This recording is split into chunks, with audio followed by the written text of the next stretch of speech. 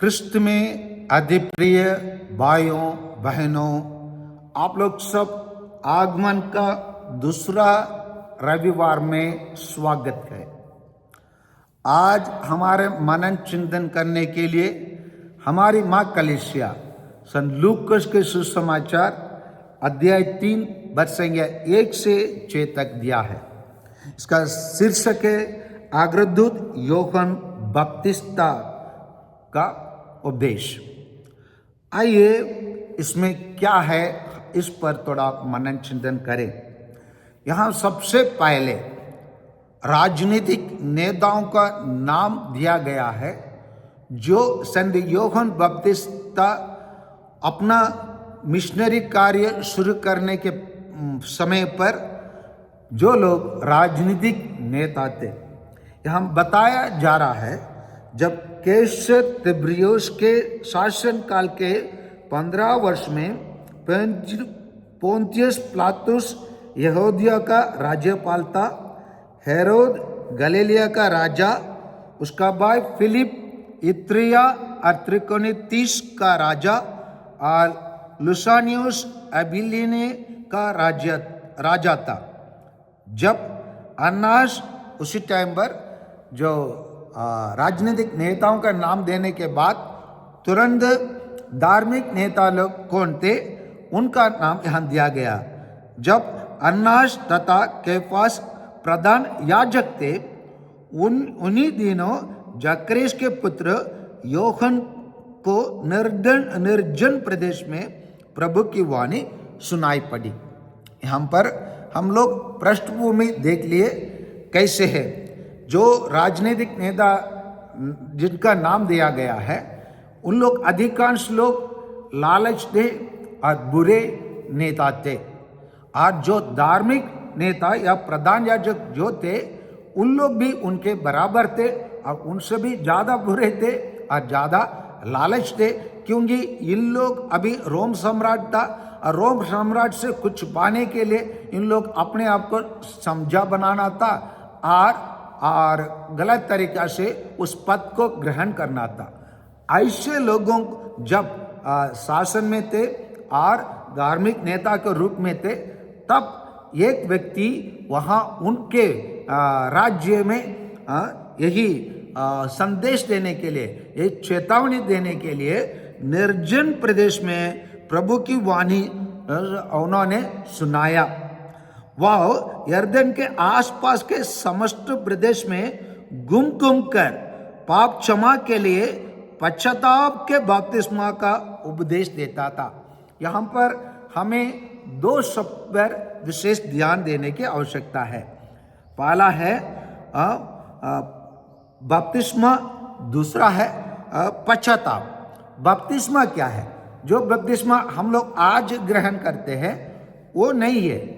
वो उन दिनों में जो पापमय जीवन जी रहे थे, उन लोग अपने पापमय जीवन को छोड़ के ईश्वर के और लौट के एक नया रास्ते पर चलने के लिए, एक नया जीवन जीने के लिए दिया गया एक बपतिस्मा है।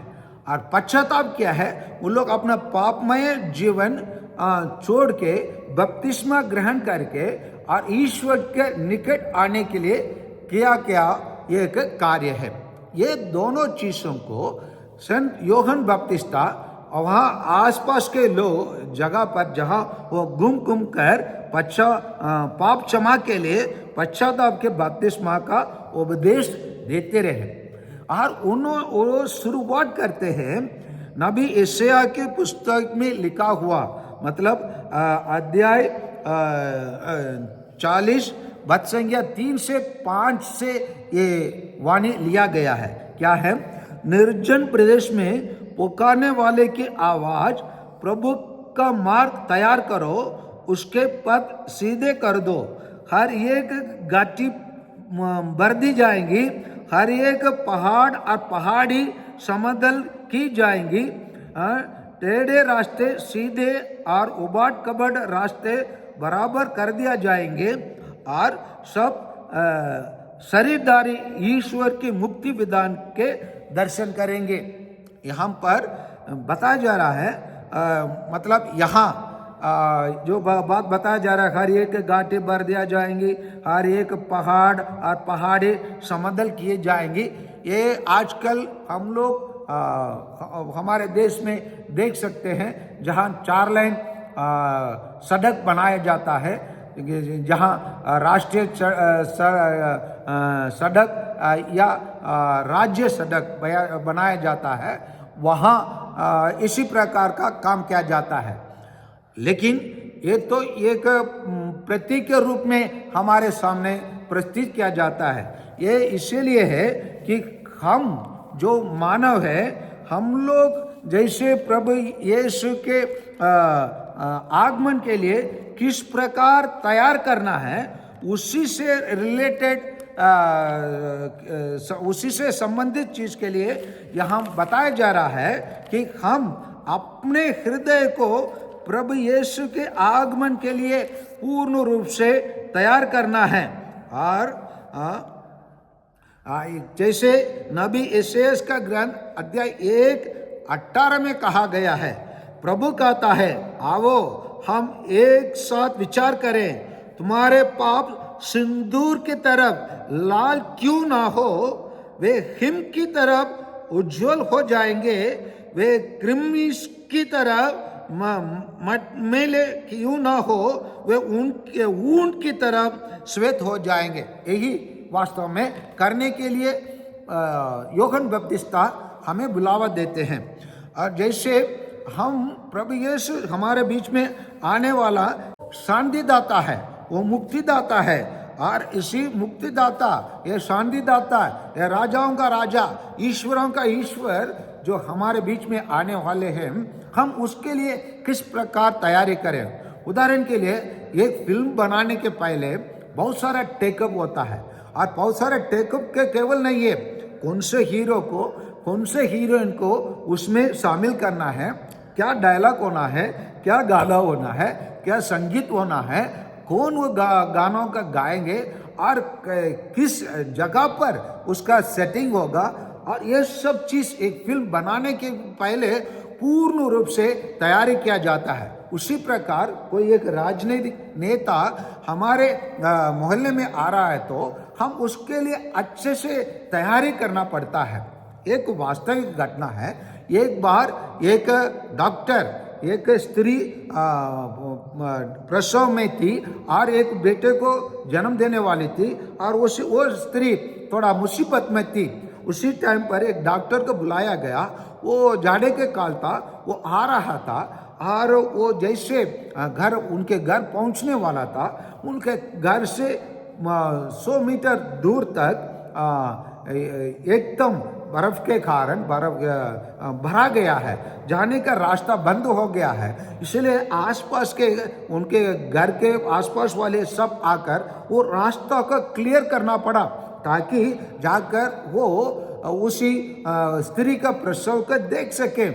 उसी प्रकार हमारे बीच में प्रभु यीशु पैदा होने वाले हैं।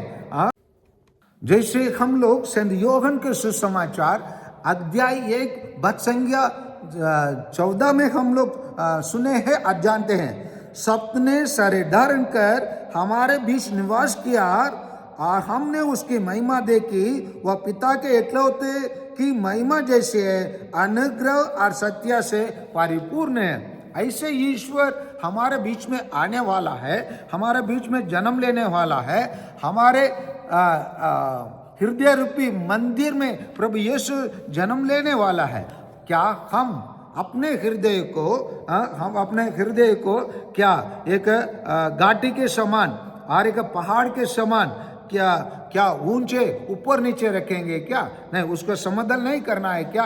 क्या हम लोग पश्चाताप करके उसे महान ईश्वर जो हमारे बीच में आने वाला है उसका स्वीकार करने वाला व्यक्ति नहीं होना है क्या? एक बार जब विवेकानंद विदेश गए थे, जब सर्वधर्म सम्मेलन में वो भाग ले रहे थे, उनसे एक प्रश्न पूछा गया। भैया आप तो हिंदू धर्म को प्रतिनिधित्व करके हमारे देश में आए हैं, हमारा देश अमेरिका ईसाई देश है, ये हिंदू देश, हिंदू धर्म और ईसाई धर्म में आपने क्या अंदर पाया?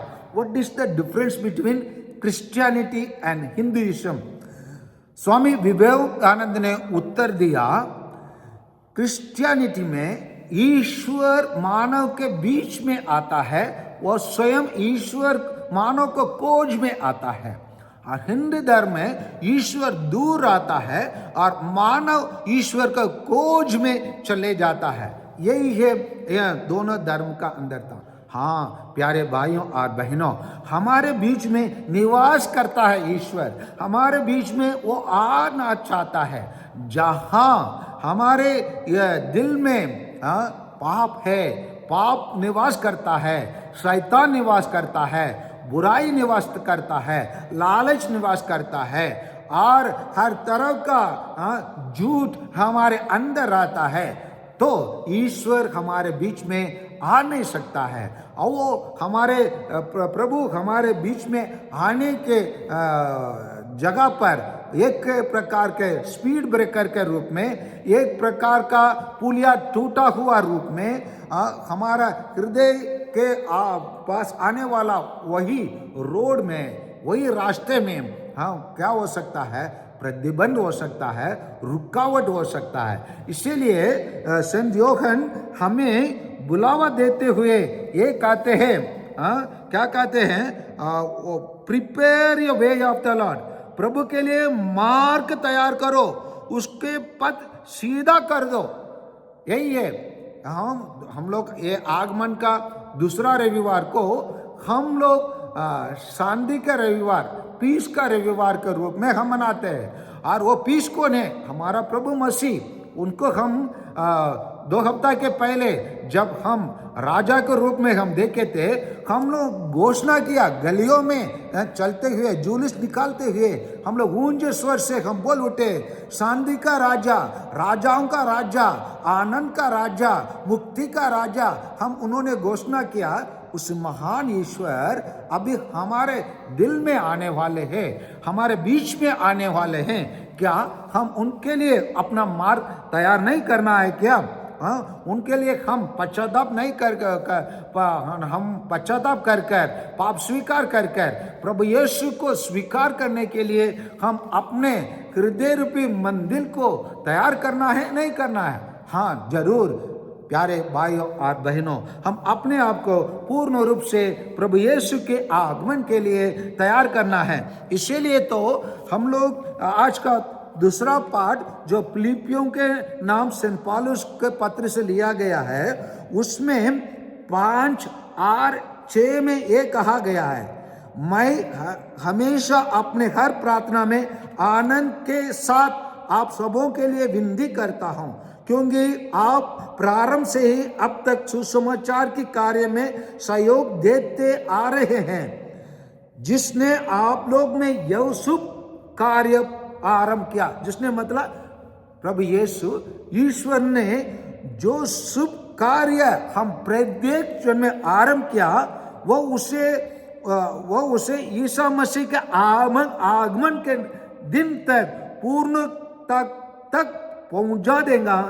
इसका मुझे पक्का विश्वास है। ईश्वर ने जो शुभ कार्य हम प्रत्येक जन में प्रारंभ किया, मतलब उसके आगमन के लिए जो तैयारी हम कर रहे हैं, उसको ईश्वर क्या करेगा? उसको पूर्णता तक पहुंचा देंगे। जब पूर्णता तक पहुंचा देंगे, प्रभु यीशु का आगमन हमारे अंदर एकदम स्मूथली, मतलब एकदम मुलायम के तरफ, एकदम हल्के रूप से प्रभु यीशु हमारे अंदर प्रवेश कर सकते हैं। हम क्योंकि हमारे अंदर कोई मल नहीं रहेंगे, कोई पाप नहीं रहेंगे, हमारा हृदय निर्मल रहेंगे, शुद्ध रहेंगे, पवित्र रहेंगे। जहाँ ईश्वर शरीर धारण कर हमारे बीच में निवास करेंगे राजा के रूप में। किस प्रकार का राजा? शांति का राजा, मुक्ति का राजा, राजाओं का राजा, ईश्वरों का ईश्वर हमारे बीच आने वाला है। इसलिए आइए प्यारे भाइयों और बहनों, इस आगमन काल में हम यूहन्ना बपतिस्मा का वाणी यही है, प्रभु के मार्ग को तैयार करो, उसके पथ सीधा करो। आइए उसका मार्ग का हम तैयार करें, उसके पथ को हम सीधा करें, ताकि हम उनके स्वागत कर सकें, ताकि हमारे बीच में आकर वह निवास निरंतर कर सके। आमीन।